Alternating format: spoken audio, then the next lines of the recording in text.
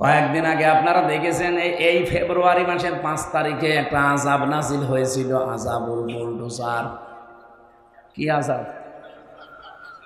32 number 33 number বানিয়ে ফেলেছে। এই জন্য আমরা চাই বুবু ওখান থেকে যেন উস্কানি না দেন। উস্কানি দেবেন এ তো 32 33 হয়েছে, বাকি যেটা আছে গ্রামে ওইটাও 34 হয়ে যাবে। আমি চাচ্ছি না ভাঙতে, যেভাবে আছে থাক, কিন্তু আপনারা তো আযাব নাজিল করে নিচ্ছেন। আমি 2013 সাল মিলিয়েছিলাম সাতক্ষীরা, চাঁপাইনবাবগঞ্জ আর চট্টগ্রাম, এই 3টা জেলাতে বুলডোজার দিয়ে কত মানুষের বাড়ি ঘর আপনি মাটির সাথে মিশিয়ে দিয়েছেন। আল্লাহ এমনি 32 নাম্বারে ভাবে বুলডোজার দিয়ে ভেঙে দিয়েছে, এমনি নাই। কে ভেঙেছে? না না, কোরআনে কারীম জানিয়েছে ফাকুতিআ দাবিরুল কওমিল্লাযীনা যালামু। সূরা আনআম 7 নাম্বার পারা 12 নাম্বার পৃষ্ঠা 4 নাম্বার লাইনের 45 নাম্বার আয়াতের প্রথম অংশে আছে। এটা তাফসিরে ফি জিলালিল কোরআনে পাবেন। আল্লাহ পাক বলেন জালেমদের শিকড় পর্যন্ত কাটা হয়ে গেছে। কেটেছে কে?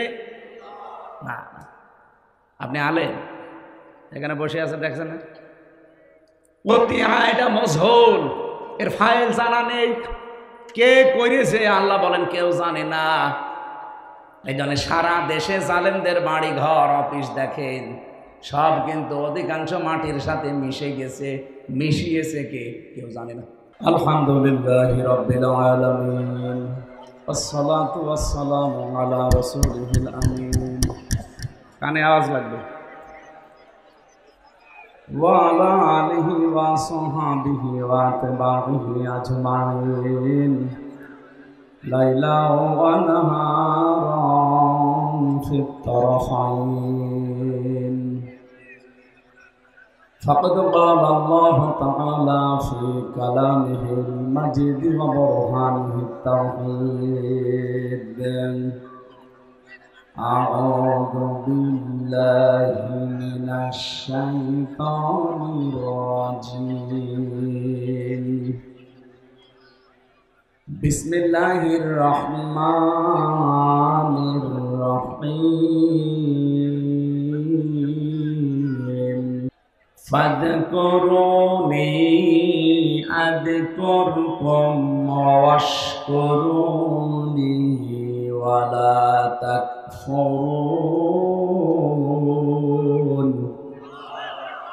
يا أيها الذين آمنوا استعينوا بالصبر والصلاة إن الله مع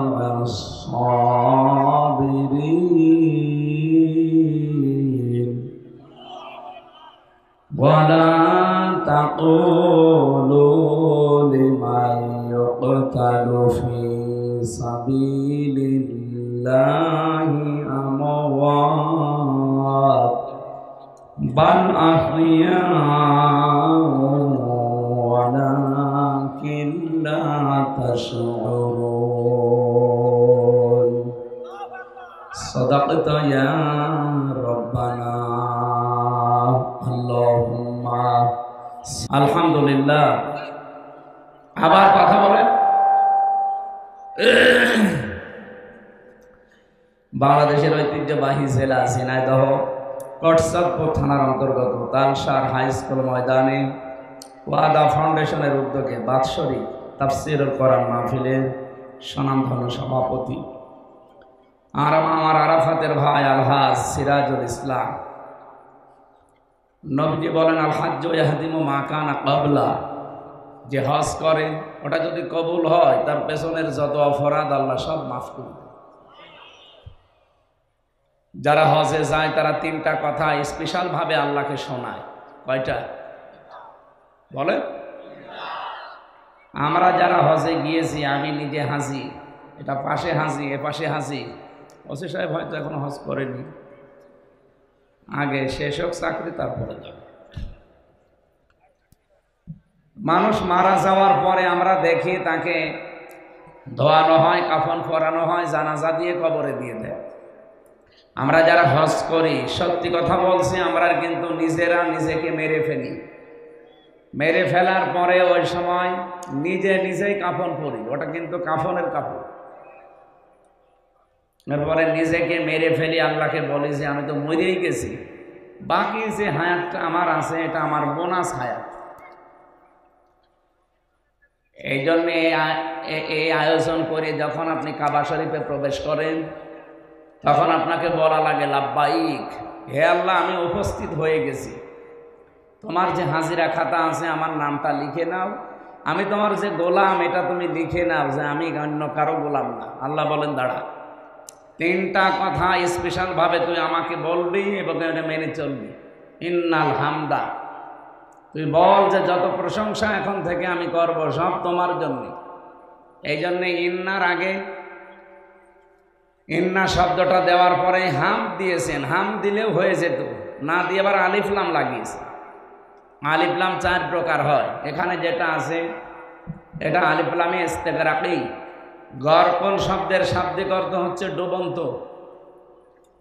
তার মানে আমি আল্লাহকে বোঝাতে চাচ্ছি গ্যারান্টি দিয়ে, হে আল্লাহ আমি কিন্তু একেবারে খুব দৃঢ়ভাবে বলছি যত প্রশংসা এখন থেকে আমি করতে পারি সব তোমার জন্য করব। আমার কথার অর্থ বুঝতেছে? এর চাইতে আর কিছু থাকে না। ইন্নাল হামদা এ কথা বলার পরে দুনিয়ায় আর কিচ্ছু থাকে না।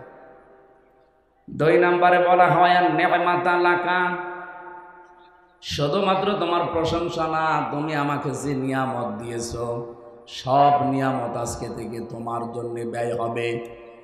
আমি যে সুস্থ আছি এটা তোমার নিয়ামত। এটা কি? বিজ্ঞান এখন এই মাথার উপরে গবেষণা চালিয়েছে, এর ভেতরে 70,000 এই যে রগ তার যাই বলেন এগুলো দেওয়া আছে। সামনে ফ্রন্টাল লব পাবেন, এরপরে প্যারাইটাল লব, অক্সিপিটাল লব, মোটর কর্টেক্স, সেন্সরি কর্টেক্স, লব। আপনি এখানে কম্পিউটার ভিড়ান, শুধু মানুষের চামড়াটা আমি ফেলে দেব, দেখেন কত রগ কত তার বের হয়। এক একটার সাথে 70,000 করে সংযোগ দেওয়া আছে। আমি আয়াতের সাথে বিজ্ঞান ভিত্তিক তাফসীর মিলিয়ে দেখেছি, মুফাসসির জানিয়েছেন একটা রগ যদি কারো অকেজো হয়ে যায় মানুষটা পাগল হয়ে যাবে। আপনি যে মাস্তানি করে আপনাকে টাইট দেওয়ার জন্যে, নমরুদকে তো টাইট দিতে তাও মশা লেগেছে, আপনার তো কিছুই লাগবে না। কি শুধু যদি একটা রগ একটু অকেজো হয়ে যায় আপনি নিজের পায়খানা নিজে খাবেন।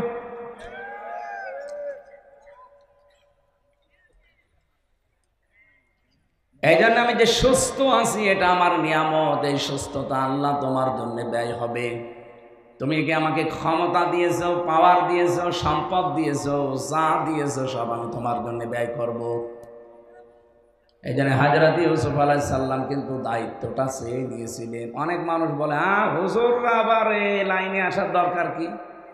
আরে ভাই, এই লাইনে যদি এই মানুষগুলো না আসে দেশ দুর্নীতিমুক্ত হবে না। হযরত ইউসুফ বলেছিলেন ক্বালা জাআলনি আলা খাসাইনিল আরদি ইন্নী হাফিজুন আলীম। তিনি বলেছিলেন বাদশাহ আমাকে আপনি খাদ্য মন্ত্রণালয়ের দায়িত্বটা দেন, কোষাগারের, আমি এটা সংরক্ষণ করতে পারবো। ধর্ম উপদেষ্টা ডক্টর আফামা খালিদ উনি কয়েকদিন আগে ঘোষণা দিয়েছেন বাংলাদেশ যদি সত্যিই ভেজাল মুক্ত খাবার উপহার দিতে চান তাহলে দেশে ইসলামপন্থী যারা আলেম যারা তাদেরকে ব্যবসায় নামা লাগবে। এদের যদি সত্যি রাজনৈতিকভাবে আপনি দেউলিয়া করে না দিতে চান, যদি সমৃদ্ধ করতে চান, অবশ্যই আলেমদেরকে এ রাস্তায় আসা লাগবে।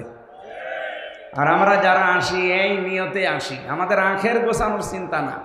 যদি চিন্তা থাকতো ওসি সাহেবের গ্রামের বাড়ি মোড়লগঞ্জ, ওখানে যিনি এমপি ছিলেন মুফতি আব্দুস সাত্তার, আমি আসার সময় স্যারের সাথে কথা বলছিলাম, এখনো পর্যন্ত তার বাড়ি মাটির বাড়ি, সে একজন এমপি। গত পরশুদিন আমি ছিলাম পাবনা, শহীদ আল্লামা মতিউর রহমান নিজামী রহমতুল্লাহ আলাইহি ওনার বাড়ি দেখলাম, এখনো পর্যন্ত মাটির বাড়ির উপরে টিন দেওয়া, অথচ 2টা মন্ত্রণালয় লোকটা চালিয়েছে। আপনি আল্লাহর অলি খুঁজে পান না? না, আল্লাহর অলি খোঁজার জন্য বরিশালে যাওয়া লাগে। এই যে পাশের জেলা যশোর, মুহাদ্দিস আবু সাইদ এমপি ছিলেন না? দেখেছেন তার বাড়ির অবস্থা? সাতক্ষীরার এমপি মাওলানা রিয়াসাত আলী, আমি নিজে গিয়েছিলাম তার বাড়িতে, কি অবস্থা! একটা ফকিরের বাড়ি, ওনার চাইতে ভালো। অথচ 15.5 বছর যারা চালিয়েছে, একজন এমপির নাম শুনলাম উনি মন্ত্রী হয়েছিলেন, ভূমি মন্ত্রী, ওনার বাড়ি 620টা। আপনার আর কয়টা লাগবে বলেন তো? আমার তো মনে হচ্ছিল যদি এই 6.5 মাস ওরা থাকতো, আমার এখনো 100টা বাড়ি ওরা বানিয়ে ফেলতো। বানালে কি হবে? 620টা বাড়ি থাকতে পারে না। কয়েকদিন আগে মালয়েশিয়া গিয়েছিলাম, ওখানে ওরা বানিয়েছে সাহেব পাড়া। কানাডায় তো বেগম পাড়া, এখানে বানিয়েছে সাহেব পাড়া। কিন্তু থাকতে পারে না, সব হোটেলে থাকে। যে হোটেলে উঠি দেখি 2 শয়তান নিচে বসে বসে চা খাচ্ছে। কি গো? হুজুর আমরা আগেই পালিয়েছি। কেন সাহেব পাড়ায় থাকবেন না? ওখানে থেকে মায়ের খাবো। দেশের জনগণ এখানেও আছে, পিটিয়ে ভক্তা বানাবে। কি করলেন? 600 বাড়িটা, একটা বাড়িতেও থাকতে পারেন না। ঢাকার বাড়িতেও থাকতে পারেন না, চট্টগ্রামের বাড়িতেও থাকতে পারলেন না, এমনকি গ্রামের বাড়ি বাঁশখালী, সেখানেও থাকতে পারলেন না। থাকবেন কোথায়? বাইরে সে বানানো বাড়িতেও থাকতে পারে না, থাকে হোটেলে। কয়েকদিন আগে আপনারা দেখেছেন, এই ফেব্রুয়ারি মাসের 5 তারিখে একটা আযাব নাজিল হয়েছিল, আযাবুল বুলডোজার। কি আযাব? 32 নাম্বার 33 নাম্বার বানিয়ে ফেলেছে। এই জন্য আমরা চাই বুবু ওখান থেকে যেন উস্কানি না দেন। উস্কানি দেবেন, এত 32 33 হয়েছে, বাকি যেটা আছে গ্রামে ওইটাও 34 হয়ে যাবে। আমি চাচ্ছি না ভাঙতে, যেভাবে আছে থাক, কিন্তু আপনারা তো আযাব নাজিল করে নিচ্ছেন। আমি 2013 সাল মিলিয়েছিলাম, সাতক্ষীরা, চাঁপাইনবাবগঞ্জ আর চট্টগ্রাম, এই 3টা জেলাতে বুলডোজার দিয়ে কত মানুষের বাড়ি ঘর আপনি মাটির সাথে মিশিয়ে দিয়েছেন। আল্লাহ এমনি 32 নাম্বারে ভাবে বুলডোজার দিয়ে ভেঙে দিয়েছে, এমনি নাই। কে ভেঙেছে? না না, কোরআনে কারীম জানিয়েছে, ফাকুতিআ দাবিরুল কওমিল্লাযীনা যালামু। সূরা আনআম 7 নাম্বার পারা 12 নাম্বার পৃষ্ঠা 4 নাম্বার লাইনের 45 নাম্বার আয়াতের প্রথম অংশে আছে। এটা তাফসীরে ফি জিলালিল কোরআনে পাবেন। আল্লাহ পাক বলেন, জালেমদের শিকড় পর্যন্ত কাটা হয়ে গেছে। কেটেছে কে? না, আপনি আলেম, এখানে বসে আছে দেখছেন না? এটা মজহুল, এর ফাইল জানা নেই। কে করেছে আল্লাহ বলেন কেউ জানে না। এই জন্য সারা দেশে জালেমদের বাড়ি ঘর অফিস দেখেন, সব কিন্তু অধিকাংশ মাটির সাথে মিশে গেছে। মিশিয়েছে কে? কেউ জানে না। আমার কুষ্টিয়ার হানিফ সাহেবের বাড়ি যান, পায়খানার টয়লেটের এই যে প্যান পর্যন্ত খুলে নিয়ে চলে গেছে। হ্যাঁ, ইটও নেই। এখন নিল কে? কেউ জানে না। এটা কেন করলেন আল্লাহ? এখানে কেন করলেন আল্লাহ আমাদের জন্য শিক্ষা আছে। এর পরের আয়াতে দেখবেন, এটা সূরা নমলে পাবেন 19 নাম্বার পারা 20 নাম্বার পৃষ্ঠা 7 নাম্বার লাইনের 52 নাম্বার আয়াত। এটা আধুনিক তাফসিরে দেখবেন। আল্লাহ পাক বলেন, ফাতিলকা বুয়ুতুহুম খাওয়িয়াতাম বিমা যালামু। এই সেই ঘরগুলো, এই সেই 32 নাম্বার, এই সেই কুষ্টিয়ার হানিফ সাহেবের বাড়ি। যদিও নাম নেই, আমার আল্লাহ মনে হচ্ছে আগস্টের 5 তারিখের আগে আজটা আবার নাজিল করিস। এই যে ফা আছে বক্তব্যের শুরুতে, ফা আরবি গ্রামার অনুযায়ী 19টা অর্থে ব্যবহার হয়। এখানে যারা গ্রামার বোঝে জিজ্ঞাসা করেন, আল্লাহ যেন তার কুদরতি আঙ্গুল এভাবে দেখাচ্ছে যে এই সেই ঘরগুলো, এই সেই ঘরগুলো। আল্লাহ 1 বছর না দিয়ে বুয়ুত বহু বছর দিয়েছেন, তার মানে বহু সালেমের বাড়ি। খাওয়াতান জনশূন্য হয়ে গেছে, পরিত্যক্ত হয়ে আছে। এটা একজনের না বহুজনের? কেন এগুলো করলেন? বিমা জলামো, এদের জুলুমের কারণে। এদের জুলুমের সীমা এত বেশি পার হয়ে গেছে, আমার আল্লাহর সহ্যের বাইরে চলে গেছে। দুনিয়ায় যদি কিছু না হয়, শুধু ব্যারিস্টার আরমানকে যে কষ্টটা দিয়েছে, এইটার জন্য আল্লাহর আরশ পর্যন্ত কেটে গেছে। কয়েকদিন আগে ব্যারিস্টার আরমানকে ডেকেছিলাম একটা টক শোতে। উপস্থাপিকা যিনি একটা মেয়ে, আরো 3 জন আছে মেহমান, প্রত্যেকেই দেখলাম অঝোর নয়নে তার কথাগুলো শুনে কাঁদতেছে যে মানুষ এত নিচে নামতে পারে, ক্ষমতার জন্য মানুষ এত কঠিন হতে পারে। ওনারা যেদিন ফেলে দিয়ে যায় দিয়াবাড়ি, ওই উত্তরা দিয়াবাড়ি মিরপুরের এলাকায়, ওই জায়গাটাও পরশুদিন আমি আসার সময় দেখছিলাম। ড্রাইভার আমারে বলছে যে এই জায়গায় ফেলেছিল ওনারে। আল্লাহ বলেন বিমা যালামু, জালেমদের জুলুমের কারণে জায়গা পর্যন্ত আমি অভিশপ্ত করে দিয়েছি। এ পর্যন্ত ছিল ওদের ব্যাপারের, পরের অংশ আল্লাহ আমাদের জন্য দিয়েছেন। ইন্না ফি যালিকা লাআয়াতাল লিকাউমিন ইয়ালামুন। আল্লাহ ইন্না দিয়েছেন প্রথমে, মাঝখানে দিয়েছেন লামে তাকিদ। শব্দগুলো কত কত কঠিন, আমরা যারা আরবি গ্রামার জানি তারা টের পাই। আল্লাহ গ্যারান্টি দিয়েছেন 1 আয়াতে 2 বার। আল্লাহ বলেন অবশ্যই এর ভেতরে শিক্ষা আছে যারা জ্ঞানী তাদের জন্য। কিন্তু আগস্টের 5 তারিখের পর থেকে আমরা দেখছি অনেকের জ্ঞান আর কাজে লাগছে না, তারাও যেন ওই আগের মতো অন্ধ হয়ে গেছে।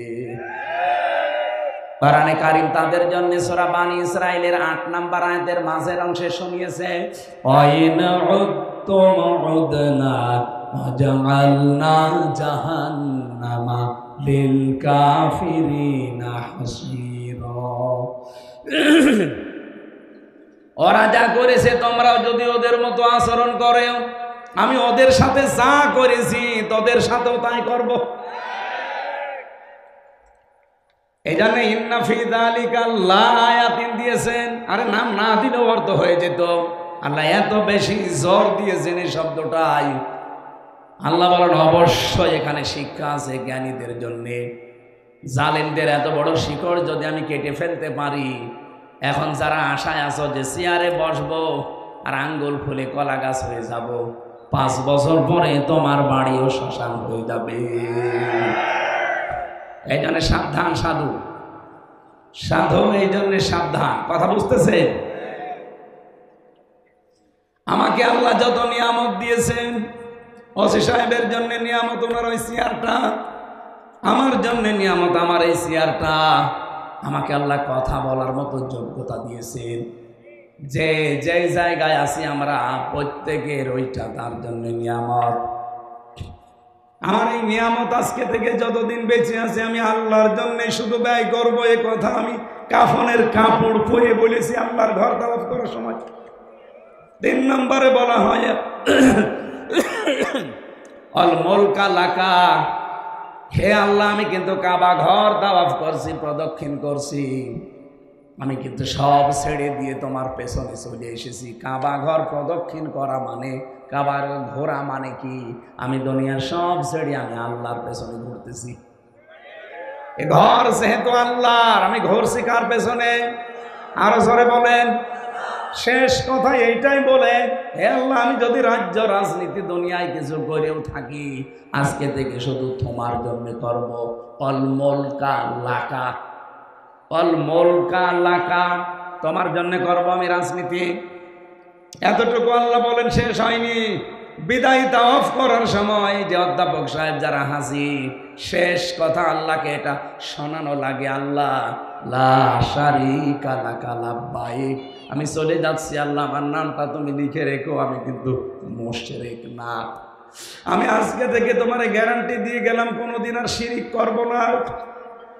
বাংলাদেশে যত হাসি রাজনীতি করে, সরকারি দলে বিরোধী দলে নিরপেক্ষ যারা আছে, বলেন তো এই তিনটা কথা যদি মেনে চলতো এদেশে আর কারো লাগতো না ইসলাম কায়েমে, হাজিরায় যথেষ্ট।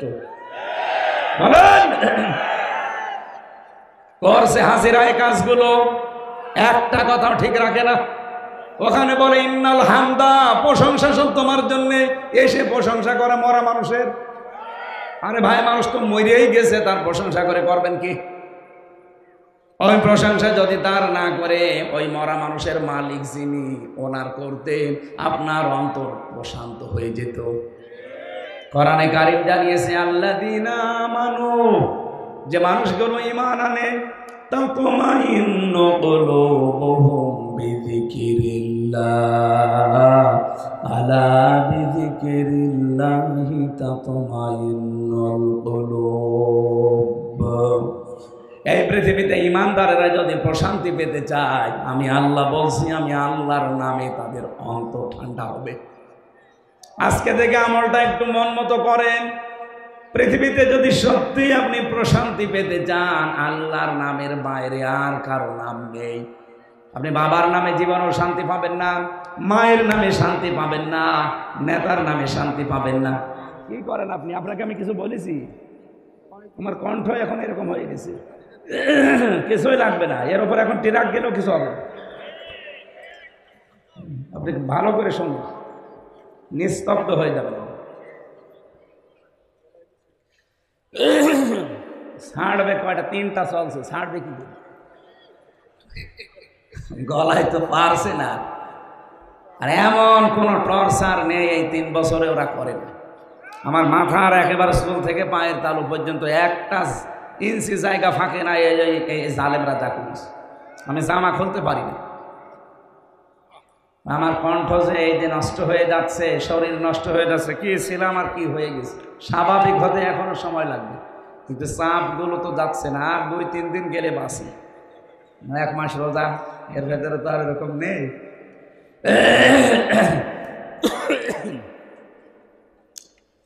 ঝিনাইদহ বাসী আমরা যদি সত্যি আয়াত থেকে কিছু নিতে পারতাম, বাংলাদেশে বহু বেদাত বন্ধ হয়ে যেত, বহু শিরিক বন্ধ হয়ে যেত। কত মানুষ আল্লাহর নামের পরিবর্তে ডাকে শালি বাবা, কেল্লা বাবা, ফতে বাবা, ন্যাংটা বাবা, খাজা বাবা, ডাকে না?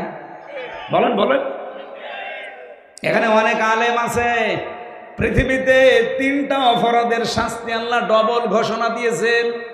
পৃথিবীর অন্য কোনো অপরাধের শাস্তি ডবল হবে না, কিন্তু এই 3টা অপরাধ যারা জড়িত থাকবে তাদের শাস্তি হবে ডবল। 1 নম্বরে ওয়াল্লাযীনা লা ইয়াদউনা মা'আল্লাহি ইলাহান আখার, যারা আল্লাহ বাদে অন্য কাউকে ডাকে, আল্লাহকে ডাকে না তা না, ডাকে পাশাপাশি যারা অন্য কাউকে আল্লাহর সাথে জুড়ে দেয়, তাদের শাস্তি হবে কয়টা? বলেন বলেন। আল্লাহ আমাদেরকে হেফাজত করুন আজকে থেকে আল্লাহ বাদে দুনিয়ায় আর কারো নামে জিকির, কারো নামে ডাকাডাকি। বলেন বলেন। আমাদের খুলনা বিভাগ তন্ত্র এখনো আছে ভালো, এগুলো বেশি চলে চট্টগ্রাম আর সিলেটে। কি জিকির আল্লাহর নামে করে, উল্টা পাল্টা সব বানানো। আর আল্লাহর ওলি যত সব এলাকায় ঘরে ঘরে ওরা ওলি, মহিলারাও নাকি পীর, পীর মা। এই জন্য আমি আজকের সভাপতি আলহাজ সিরাজুল ইসলাম, ওনাকে দিয়ে যে কথাগুলো বললাম, সারা পৃথিবীর হাজিদেরকে আল্লাহ যেন এটা মেনে চলার তৌফিক দেন, বলেন আমিন। মাহফিলের প্রধান অতিথি প্রাক্তন বিভাগীয় প্রধান ইংরেজি বিভাগ, জীবননগর ডিগ্রি কলেজ, চুয়াডাঙ্গা, অধ্যাপক মতিউর রহমান, আপনাদের এলাকার সন্তান। আতালাল্লাহু আমরাহু ওয়া বারাকাল্লাহু ফি হায়াতি, বলেন আমিন। আলোচনা রেখেছেন এখানে মাওলানা হাবিবুর রহমান, প্রভাষক, আব্দুর রউফ ডিগ্রি কলেজ, ডাক বাংলা, ঝিনাইদহ। আলোচনা রাখলেন আপনাদের এখানে সাবেক উপজেলা চেয়ারম্যান, কোটসাদপুর, ঝিনাইদহ, বিশিষ্ট ইসলামী চিন্তাবিদ মাওলানা তাজুল ইসলাম।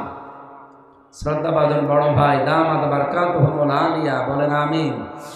আলোচনা রেখেছেন অধ্যাপক আব্দুর রাজ্জাক, সাবেক চেয়ারম্যান আলমগীর ইউনিয়ন পরিষদ, মাওলানা শরীফুর রহমান খান, সাবেক চেয়ারম্যান, সম্মানিত সঞ্চালক মাওলানা আমিরুল ইসলাম, খতিব তালসার জামে মসজিদ।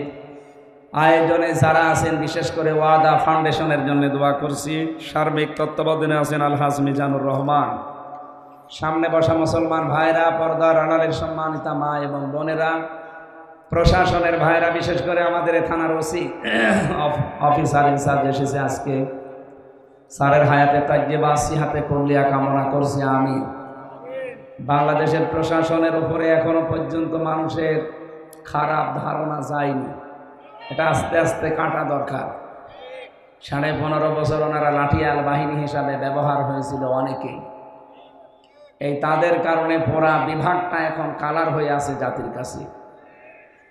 ওনাদের যে ডিউটি, আমি তো নিজে দেখেছি, 8 ঘন্টা 10 ঘন্টা না, 24 ঘন্টার 24 ঘন্টায় ডিউটি। নবীজি জানিয়েছেন 2টা চোখ আল্লাহ জাহান্নামে দেবে না। একটা যারা রাতের বেলা আল্লাহর ভয়ে কান্নাকাটি করে, 2 নম্বরে যারা জনগণকে পাহারা দেওয়ার জন্য রাত জেগে থাকে।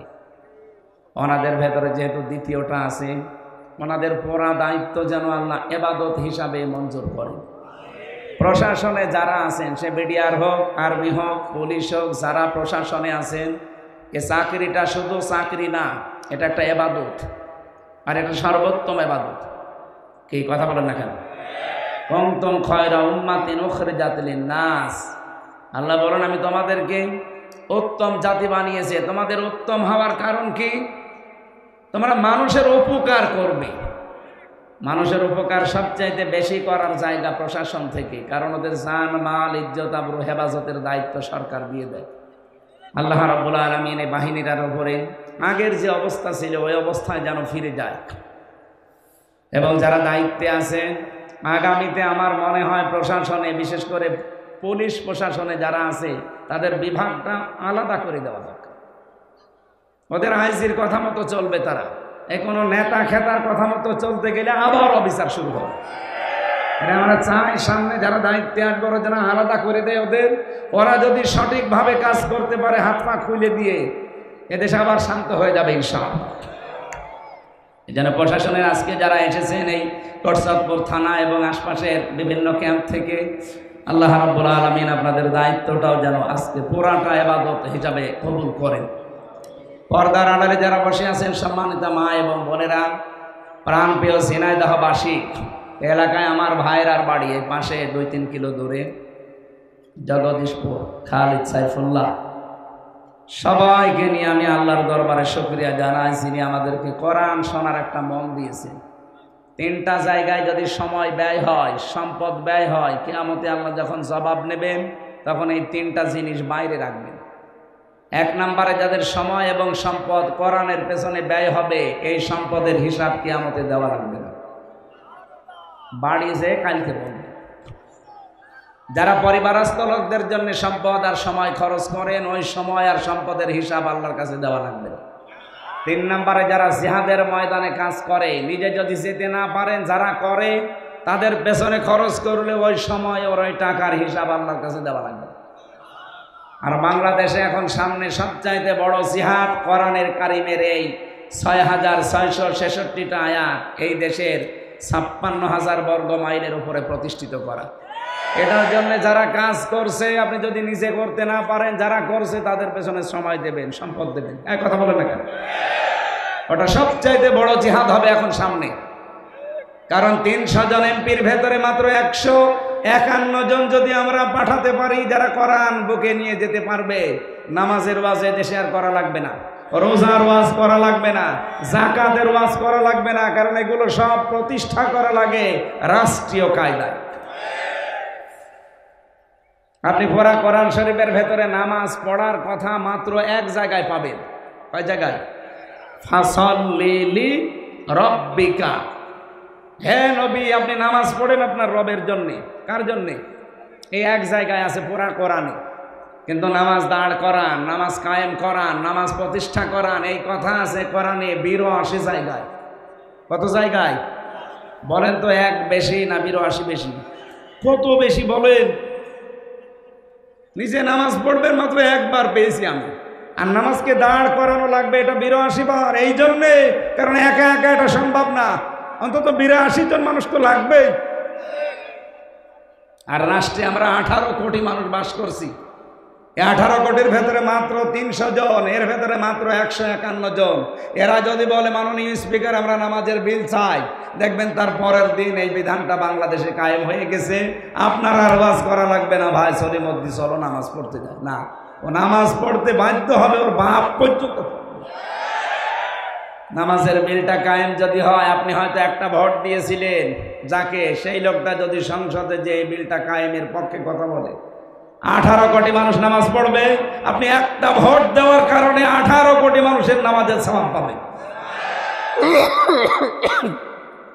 এইটা অনেকে বুঝে ফেলেছে, এই জন্য বলে হুজুর এটা রাজনীতি। এটা রাজনীতি হয় কি করে? এই কথাটা রাজনীতি হয় কি করে? আমি 1 ওয়াক্ত নামাজ পড়ি 18 কোটি মানুষের নামাজের সওয়াব পাবো, এটা রাজনীতি হয় কি করে? এটা তো সাদগায়ে জারিয়া। বলেন, আমাদের দেশে আমরা গোনায়ে জারিয়া বুঝি না, অনেকে সাদগায়ে জারিয়াও বুঝি না।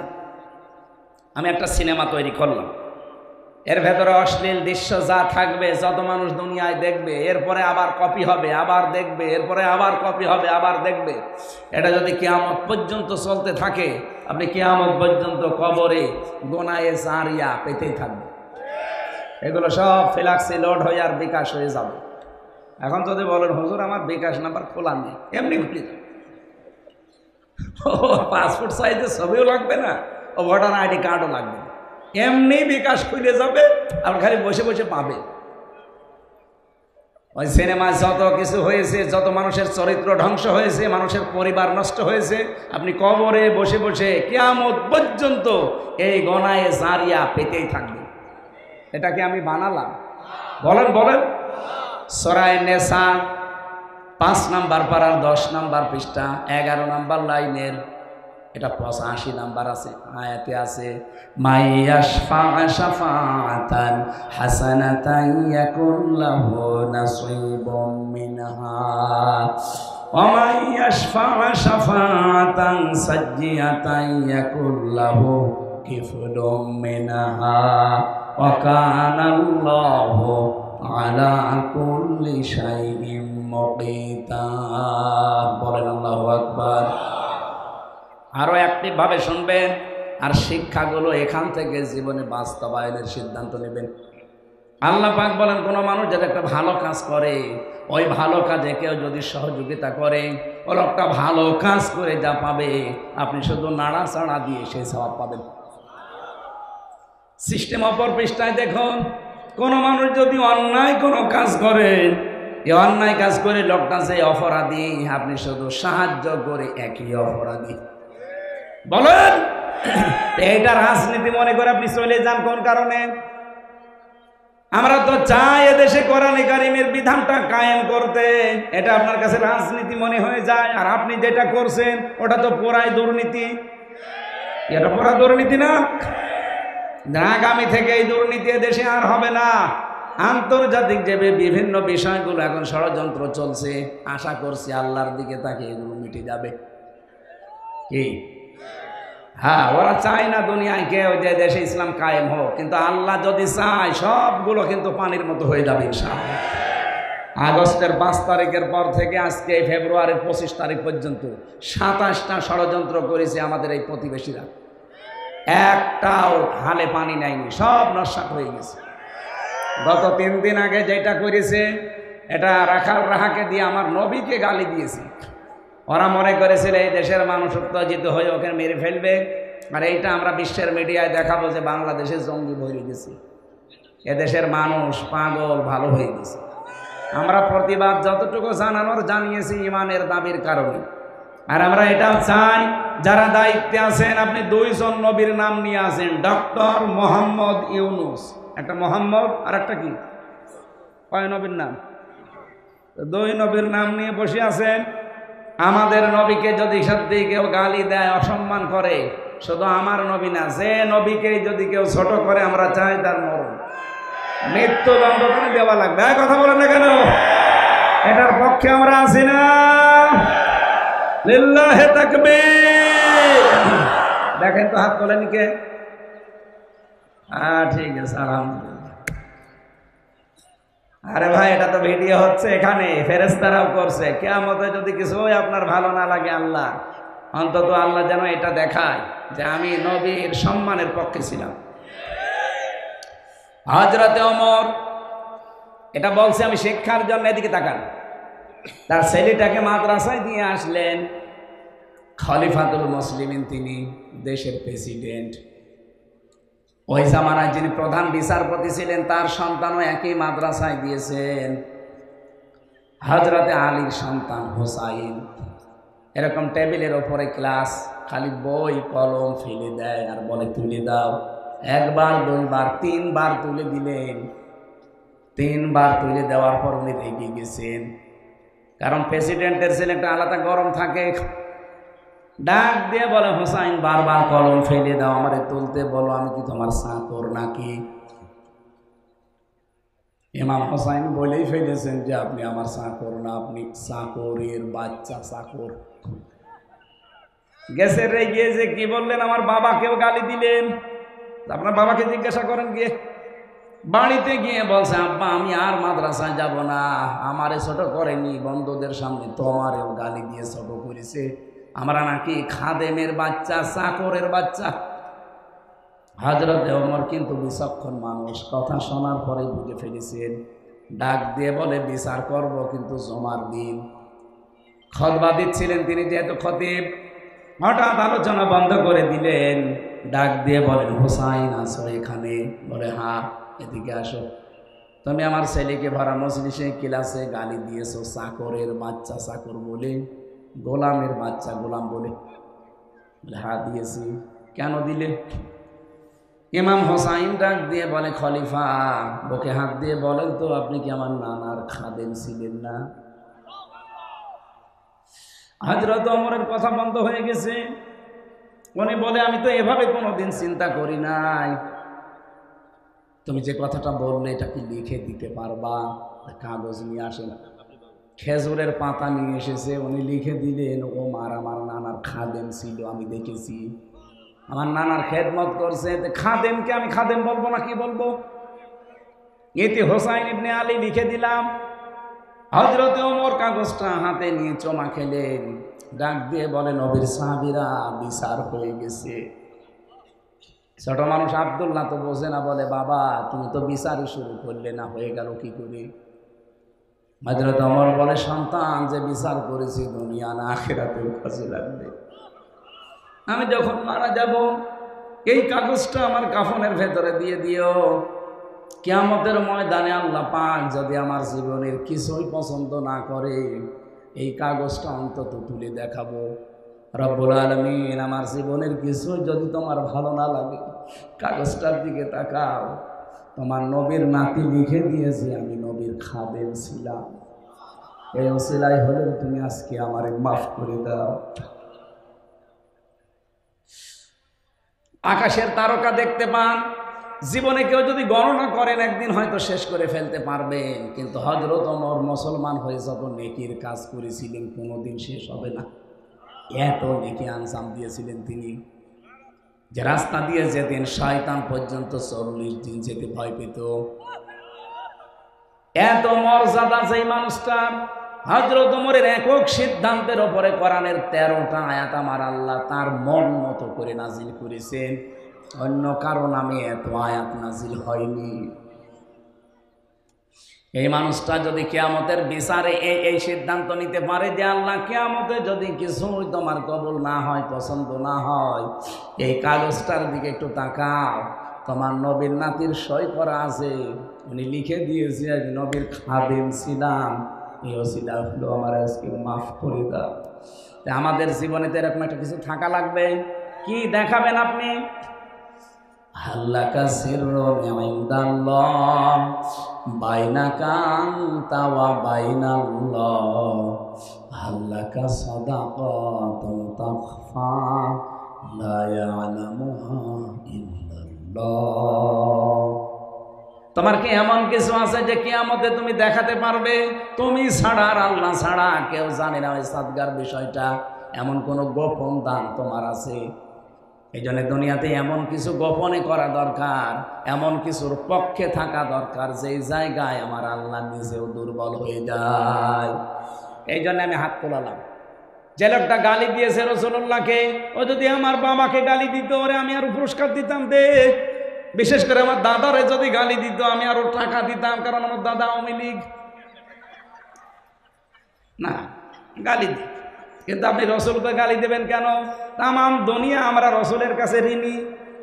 এক কথা বলে না, উনি যা দিয়ে গেছে তামাম দুনিয়ার মানুষ আমরা তার কাছে ঋণী। আর আপনি গালি দেন মানবতার এই মহান বন্ধুকে, আপনি তো মানবতার শত্রু। এক কথা বলেন না কেন? আর মানবতার শত্রু আপনি। এই জন্য আমরা আহ্বান জানাই ডক্টর মোহাম্মদ ইউনূসের কাছে, যারা এই দেশে এরকম কিছু করবে আইন পাশ করে দেন, আমরা সরাসরি তার ফাঁসি চাই। আগামীতে কোনো শয়তান যেন আর সাহস না পায়। আর আমরা হাত তুললাম এই কারণে, কিয়ামতের দিন এই ভিডিওটা যেন আমাদেরকে আল্লাহ দেখায় যে যা রসুলের পক্ষে যে যা করেছে তাকে আল্লাহ কিছু দিয়েছে। নবীর আপন চাচা আবু লাহাব ও তো জাহান্নামে যাবে, কিন্তু এই দুইটা আঙ্গুল দিয়ে নবীজির জন্মের কথা শুনে খুশি হয়ে তার নিজের কাজের মেয়েকে বলেছিল যা তোর আমি মুক্ত করে দিলাম। আল্লাহর নবীর জন্য এতটুকু করে সে কিন্তু লস করেনি, আল্লাহ ওইটাই কবুল করে নিয়েছে, যদিও সে কাফের। কি কথা বুঝতেছেন? শেখ সাদী রহমতুল্লাহ আলাইহি জীবনে বহু কিছু লিখেছে, কিন্তু 3 লাইন লেখার পরে তার আর কিছু মনে ছিল না।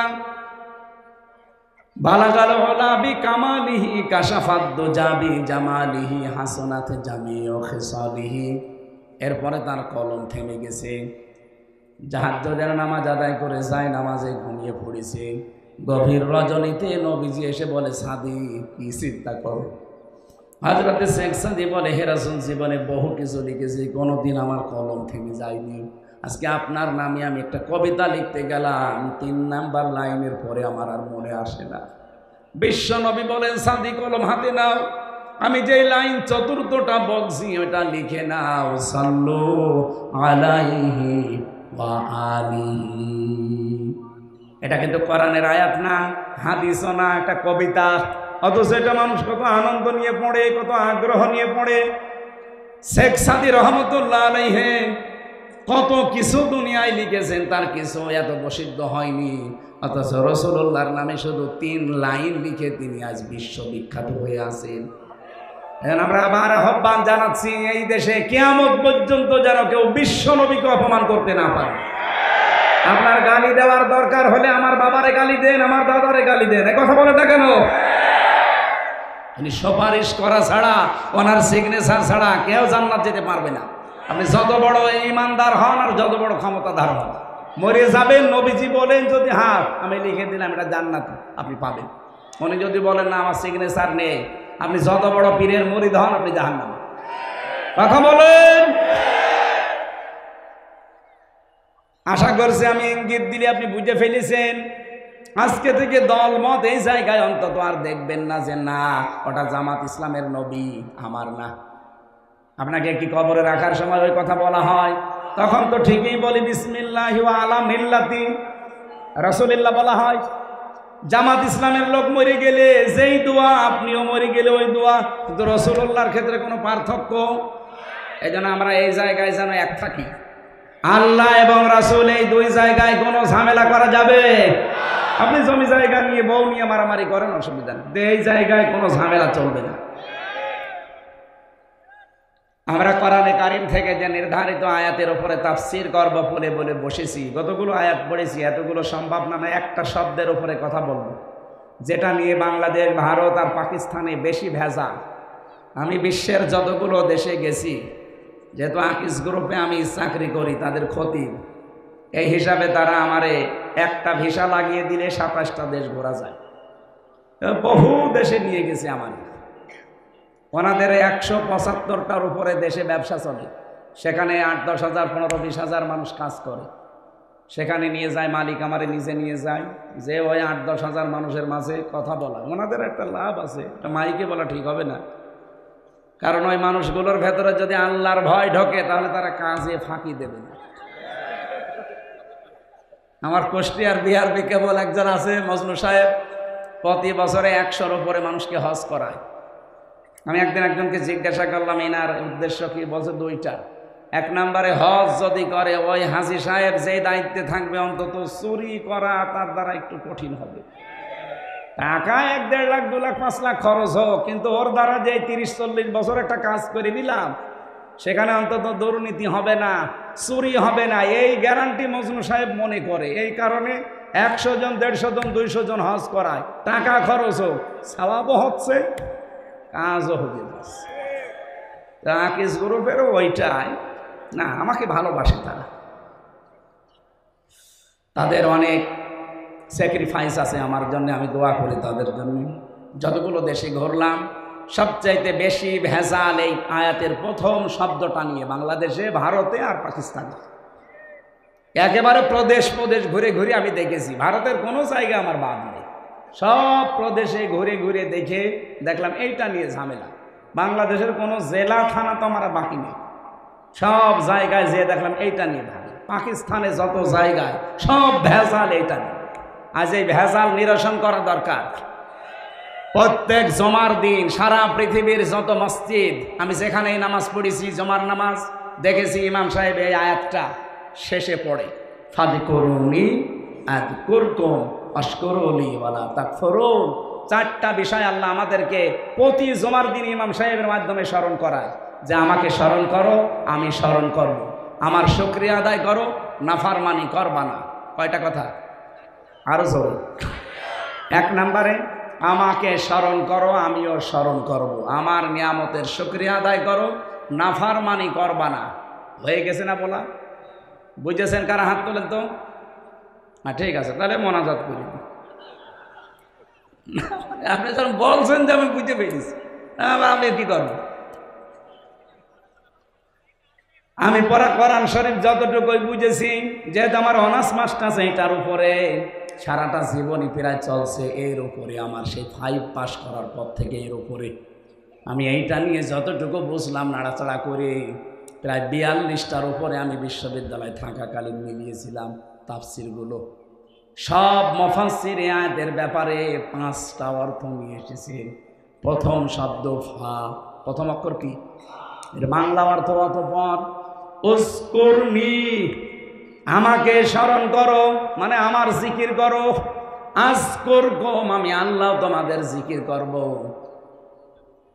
আমি 2010 সালে যখন প্রথম গ্রেপ্তার হয়ে জেলে গেলাম, ওই সময় যে ওসি সাহেব আমার নিয়ে গিয়েছিল, মানে গোপালগঞ্জে বাড়ি, টঙ্গি পাড়ায়, আল্লাহর ওলি, উনি আমারে বলছে, হুজুর আমি আপনাকে ছেড়ে দিচ্ছি, কিন্তু একটা দায়িত্ব পালন করবেন, প্রতি জমার দিন এসে আমারে আপনি যেভাবে কোরআন পড়েন ওইভাবে শিখিয়ে, যেভাবে শিখতে হলে আরবি গ্রামার জানা লাগবে। আমি তাই পড়ব। এই প্রতি জমার দিন যেতাম, গাড়ি পাঠিয়ে দিত, পড়াতাম। ওর পরের বছরে 11 সালে একটা আলোচনা করেছিলাম জিকির এই শব্দ নিয়ে, কারণ বিশাল ভেজাল লেগে আছি সারা বাংলাদেশে, যে যেভাবে পারে খালি জিকির। বিভিন্ন দরবারে যাবেন, কি দেবে বলেন বলেন, অথচ এটা যে একটা ইবাদত, এটা যে একটা ইবাদত কিভাবে করা লাগবে, কয়টা শব্দ দিয়ে করা লাগবে, অবশ্যই আল্লাহ কোরআনে এবং নবীজির মাধ্যমে দিয়েছেন, কারণ ইবাদত হলে তো দেবে। কি কথা বলেন এখানে? উনি 11 সালে জিকিরের উপরে আমি 1 ঘন্টা 55 মিনিট আলোচনা করেছিলাম, পুরাটা শুনেছি। পরের সপ্তাহে পড়াতে গেলাম, আমারে বলছে, হুজুর এতদিন আমি কি ভাবতাম জিকির নিয়ে, যে বিভিন্ন পীর সাহেবরা দেয়, বাবারা যে জিকির করে, মনে হচ্ছিল যে ওইটাই মনে হয় জিকির। আপনি কি বললেন? এত জিকিরের সাথে ওদের বাস্তবতার একটাও মিল নেই। আমি যেহেতু দলিল দিয়ে দিয়ে বলেছিলাম, জিকিরের পুরা কোরআনে আমার আল্লাহ প্রধান অর্থ দিয়েছেন 5টা। জিকিরের অর্থ কয়টা? 1 নম্বরে জিকির মানে কোরআন, জিকির মানে ইন্না নাহনু নাযালনা যিকরা ওয়া ইন্না লাহু লাহাফিজুন। এটা সূরা হিজরের ভেতরে 9 নম্বর আয়াতে আছে। আল্লাহ বলেন এই জিকির আমি আল্লাহ নাজিল করেছি, আর এই জিকিরকে সংরক্ষণের দায়িত্ব আমি আল্লাহ নিয়েছি। তাহলে জিকিরের প্রথম অর্থ কোরআন। আপনি যদি জিকির করতে চান কি পড়া লাগবে? আরো জোরে বলেন। এটা কি বুঝেছেন? জিকির মানে কি? এর চাইতে আর অন্য কোনো জিকির করার দরকার আছে? জিকিরের 2 নাম্বার অর্থ, জিকির মানে উপদেশ। কোরআনে কারীম জানিয়েছে ফাযাক্কির বিল কোরআনি মাই ইয়াখাফু ওয়াঈদ। এটা সূরা কফের ভেতরে আছে। এটা 26 নাম্বার পারা, 19 নাম্বার পৃষ্ঠা, 13 নাম্বার লাইনের 50 নাম্বার আয়াত, কোরআনে কারীমের 45 নাম্বার সূরা। এটা রব্বুল আলামিন বলেন ফাযাক্কির, হে নবী আপনি উপদেশ দেন, বিল কোরআনি, যাকে উপদেশ দেবেন আপনার পুরা উপদেশ হবে কোরআন কেন্দ্রিক। কি হবে জানেন আপনি? মাইয়া খাফু Amit, so admonish and over by the holy Quran him who phrase my threat দিয়েছেন যাদের অন্তরের ভেতর আল্লাহর ধমকের ভয় আছে, কোরআন দিয়ে উপদেশ দিলে দেখবেন কিছু না কিছু তাদের কাজ হচ্ছে। আপনি বাবার জীবনী সারা জীবন বসে বসে শোনাবেন, কিচ্ছু হবে না। যখন শুনবে ভালো করে শুনবে, যেই বাড়ি চলে যাবে ভুলে যাবে। কিন্তু কোরআনে কারীম দিয়ে কেউ যদি আলোচনা করে, উপদেশ দেয়, এই যে সোনায় সোহাগা ছিটিয়ে দিলে যেরকম হয়, আল্লাহ বলেন এরকম হবে। স্বর্ণকে সারা জীবন চালাবেন, জীবনও গলাতে পারবেন না। কি কথা বলছেন কেন? পরপর সোহাগা ছিটিয়ে দিলে পানির মতো গলে যাবে। মানুষের অন্তর আমার আল্লাহর কুদরতি হাতে। আপনার ওই বাবা কি করেছে, দাদা কি করেছে, সারা জীবন বলবেন, শুনবে, বাড়ি যাওয়ার আগে ভুলে যাবে। কিন্তু কোরআনে কারীম দিয়ে যদি অন্তরে আঘাত করতে পারেন, যত কঠিন অন্তরের মানুষ অমর হয়ে যাবে। এখানে আজকে থেকে আমাদের পুরা আলোচনা হবে কোরআন কেন্দ্রিক। কারো উপদেশ শুনতে চাইলে কিসের উপদেশ শুনবেন? আরো জোরে বলেন। কোরআনের উপদেশ শুনতে হলেও আপনার যোগ্যতা থাকা লাগবে। কারণ বাংলাদেশে বহু জায়গায় আয়াত পড়ছে যাচ্ছে ব্যাখ্যা করতে গিয়ে নিজের মন মতো। এই যে আমার তাহেরি ভাই যেটা করে বলেন তো, তাফসির মাহফিলে, ওয়াজ মাহফিলে আজিমুস শান বিশাল কিছু লিখে উনি আয়াতও পড়ে। কয়েকদিন আগে আমি ব্রাহ্মণবাড়িয়া ছিলাম পাশে, ওনার থেকে মনে হয় খুব বেশি হলো 8 কিলোমিটার দূরে। উনি আলোচনা করছে কুল হু আল্লাহু আহাদ, হে নবী আপনি বলেন আল্লাহ এক। ঠিক আছে না? ঠিক আছে না? মানে এ পর্যন্ত ঠিক আছে না? হে নবী আপনি বলেন আল্লাহ, বলেন, আরো জোরে বলেন। এ পর্যন্ত শুনলাম।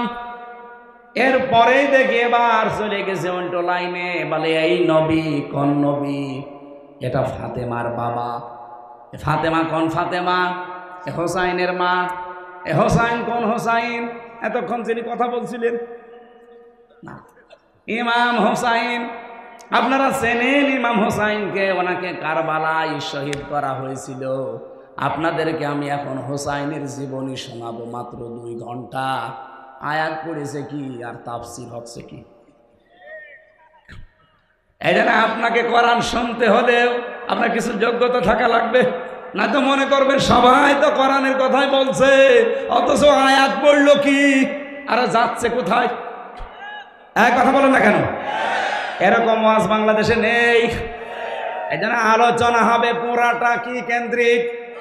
যে আয়াত দেওয়া আয়াতের যত তথ্য উপাত্ত যত কিছু আছে, টাই নক্ষত্র বের করে আপনাকে বোঝানো লাগবে। ঝিনাইদহ আলেমদের শহর, যারা বাংলাদেশের বিভিন্ন জায়গা থেকে জেলায় আসবে, বলবেন কোরআন শরীফ হাতে নেন, এক একটা শব্দের 8টা 10টা 15 20টা অর্থ বের করেন, তাফসীরের নাম বলে বলে আমাদেরকে শোনান। ওই বাবার কিচ্ছা কাহিনী শোনার জন্য আমরা রাজ্যে বসে নেই। হ্যাঁ বলতে পারবেন না? তাহলে কোনো ভণ্ড এসেরা আসতে পারবে না। জিকিরের প্রথম অর্থ কোরআন, দ্বিতীয় অর্থ উপদেশ। 3 নম্বরে জিকিরের অর্থ হচ্ছে সালাত বা নামাজ। জমার দিন আল্লাহ একটা ডাকও দিয়েছেন, ইযা নুদিয়া লিস-সালাতি মিন ইয়াউমিল জুমআতি ফাসআউ ইলা যিকিরিল্লাহ। রব্বুল আলামিন এটা সূরা জুমার ভেতরে দিয়েছেন, যখন নামাজের আযান দেওয়া হয় সব কাজ কাম বাদ দিয়ে আল্লাহর জিকিরে দৌড়াও। এখানে জিকির মানে নামাজ, জিকির মানে আরো জোরে বলেন। জিকিরের 4 নম্বর অর্থ জিকির মানে আল্লাহর আইন। এটা সূরা তাহার 124 নম্বর আয়াতে পাবেন। আমান আ'রাদান যিকরি ফাইন্না লাহু মাঈশাতান দনকা ওয়া নাহশুরুহু ইয়াওমাল কিয়ামাতি আ'মা। যে ব্যক্তি আল্লাহর আইন থেকে, আল্লাহর বিধান থেকে মুখ ফিরিয়ে নেয়, এখানে জিকির মানে আল্লাহর আইন। আল্লাহ বলেন তার জীবন আমি সংকীর্ণ করে দেই, ওর আইন উন্নতিতে কোনো বরকত থাকে না। চর্ম চোখে দেখতে মনে হবে আমার সম্পদের পাহাড় তৈরি হচ্ছে, আসবে একদিক থেকে চলে যাবে 5 দিক থেকে। এখানে আল্লাহর আইন বাদ দিয়ে, আল্লাহর বিধান বাদ দিয়ে সম্পদ আদি কামাই করতেছেন না, ওটা আপনি ধরে রাখতে পারবেন না। কত মানুষ এখানে আছে বোনের জমি, ভাইয়ের জমি, চাচার জমি, ফুফুর জমি ফাঁকি দিয়ে জাল দলিল করে নিজের নামে লিখে নেয়। আর ওই মামলা যখন এনাদের কাছে যায় তখন ওনারা হায় হতাশ করে হচ্ছে কি, তখন উনি যেটা অপরাধী তারা ধরে ছেলে নিয়ে গেলে গালি দেয় ওনারে, ওসি ভালো না, ওসি তো ভালো না, তা আপনি ভালো, আপনি যে বাবার সম্পত্তি আপনার যে ভাইকে না দিয়ে জাল দলিল করে লিখে নিলেন। কত হাজি আছে হজে যাওয়ার আগে নিজের জমি জায়গাগুলো সব ছেলের নামে দিয়ে দেয়, আর মেয়েকে বলে মা তোর জন্য দোয়া করে দিলাম। এটা টাটকা নির্ভেজাল শয়তান। ওর হজ কবুল হওয়া দূরের কথা, জিদ্দার বিমানবন্দরও আসবে না। তুই দোয়া তো করবি ওর নামে, ওকে ফাঁকি দিলি কেন? আগে ওর জমি ফেরত দে। এক কথা বলেন এখানে, আপনি কি ফাঁকি দিয়েছেন? না, অনেক হাসি এরকম করে তো। আমার সাথে 16 সালে যারা ছিল অধিকাংশগুলো ছেলের নামে সব লিখে দেয়, আর বলছে মার জন্য আমি আসার সময় মেয়ের জন্য দোয়া করার কথা বলেছি, এই জন্য দোয়া করছি। আপনার জীবনেও দোয়া কবুল হবে না, আগে ওর শরিক ফেরত দেন। কারণ যারা শরিক ফাঁকি দেন, নিজের বোনকে, নিজের ভাইকে, চাচাকে, ফুফুকে, আল্লাহর কসম 2টা ক্ষতি হবেই হবে আপনার। 1 নম্বরে যখন শরিক ফাঁকি দিয়েছেন ওই দিন থেকে যতদিন ইবাদত করবেন কোনো ইবাদত আপনার মাথার উপরে উঠবে না। 2 নম্বরে এই যে শরিক ফাঁকি দিয়ে যেগুলো তৈরি করে গেলে যে সম্পদ অবৈধ, এই সম্পদ আপনাকে আল্লাহ ভোগ করতে দেবে না। এগুলো ভোগ করার আগে আপনি পটল তুলবেন, মরে যাবেন। ওই সম্পদগুলো তখন আপনার স্ত্রী, আপনার ছেলে মেয়ে আরো অবৈধ কাজে ব্যয় করবে, সব ফিলাক্সি লোড হয়ে আপনার কবরে যাবে। এইরকম পাগলামি কেউ করবেন? এখানে যারা শরীর ফাঁকি দিয়েছেন হাত তোলেন তো। এই এলাকায় এত শান্ত, ওসি থাকা দরকার কি? বাড়ি চলে যান, এই এলাকা তো একেবারে শান্ত হয়ে আছে আলহামদুলিল্লাহ।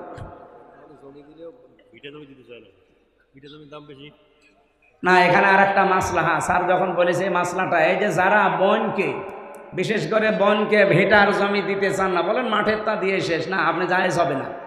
কোরআন বলছে আপনার 1 ছেলে যা পাবে 2 মেয়ে তাই পাবে। আপনি মাঠেরটা হোক, দোকানেরটা হোক, আর ভেটারটা হোক, যেখানে হোক সব। এমনকি সাহাবা একরাম গ্লাস পর্যন্ত, খাবার খাওয়ার গ্লাস পর্যন্ত ভাগ করে দিয়ে দিতেন। 2টা থাকলে, 3টা থাকলে 1টা দিতেন বোনকে, 2টা রাখতেন নিজে।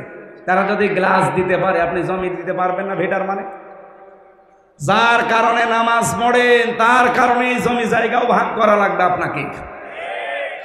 আল্লাহর বিধান বাদ দিয়ে আপনার জিকির হচ্ছে না। এদিকে তাকান। 5 নম্বরে জিকিরের অর্থ হচ্ছে স্মরণ করা। আজকের আয়াতে যে শব্দে আছে ফাজকুরুনি, আমাকে স্মরণ করো। বলেন তো জিকিরের যে 5টা অর্থ কোরআন দিয়ে বললাম, একটাও কি হো হো আছে? কোথায় পেয়েছেন বলো? আলী বাবা, শাহ আলী বাবা, কেল্লা বাবা। সুতরাং আজকে থেকে এই ভণ্ডামি জিকির আর বাংলাদেশে বিশেষ করে আমাদের খুলনা বিভাগে চলবে না। কথা বলেন না কেন? আমার বিভাগে যদি ঠিক করতে না পারি, আমি চট্টগ্রামে গেলে বলবে আপনার ঠিক করে লাগে। যেন আমি সারা বাংলাদেশের ঘর সেই বেড়াবো আর আমার ঘরেরই খেয়াল নেই, সমস্যা হবে। আপনার আগে ঠিক হন। আশা করছি এই ভণ্ডামিগুলো বাংলাদেশ থেকে বের হবে। জিকিরের অর্থ এবার হাদিস দিয়ে পেয়েছি আমি 99টা। কয়টা? আপনারা মনে হয় বিরক্ত হয়ে যাচ্ছেন। এখান থেকে আরেকটা অনুষ্ঠান আছে, ওই যে ঝিনাইদা ডাক বাংলা কলেজ ময়দানে, ওখানে 9টায়। এখন তো বাজে 8টা 40। আর 20 মিনিট আছে আমার মনে হয়। এখন এই আয়াত শেষ করতে গেলে এখন 1-1.5 ঘন্টা লাগবে। এই মাহফিলটা তো জোর করে আপনারা নিয়েছেন, খালি ওই ভাইরা ভাই দোহাই দিয়ে। আগামীতে একটা করে নেবেন মাহফিল, আর আমার শরীরও পারছে না। ওখানে যেও যদি এখন 1 ঘন্টা 10 মিনিট হয়ে গেল, ওখানে যে যদি 1 ঘন্টা বলা লাগে। দিনের বেলা একটা ছিল, আমি আর পারছি না ভাই, আমি মাপ চেয়ে শেষ করে দিচ্ছি, ক্ষমা করে দিয়েন। আল্লাহুম্মা আমিন। লা ইলাহা ইল্লা আনতা সুবহানাকা ইন্নী কুনতু মিনাজ জালিমিন। আল্লাহ তাআলা ঝিনাইদহ জেলার কোটচাঁদপুর থানার তালসার হাই স্কুল ময়দানের দিকে তাকাও। চাতক পাখির মতো তোমার কোরআনের কথাগুলো এরা শুনছিল। এই মোনাজাতটা বসে করেন, বসেন, কথা বন্ধ করেন, মোনাজাতে শরীক হন। দুনিয়ার কোনো মানুষের কথা শোনার জন্য এত আগ্রহ নিয়ে আমরা বসে থাকি না। তোমার কোরআন বোঝার জন্য যাদের এত আগ্রহ, এদেরকে তুমি ওমরের মতো বানিয়ে দাও। আজকের এই বিশাল আয়োজনে যদি খুশি হয়ে সওয়াব দিয়ে থাকো, আল্লাহ নবীজির রওজায় পৌঁছিয়ে দাও। যত মানুষ আমরা কবরে পাঠিয়ে দিয়েছি, কবরগুলো জান্নাত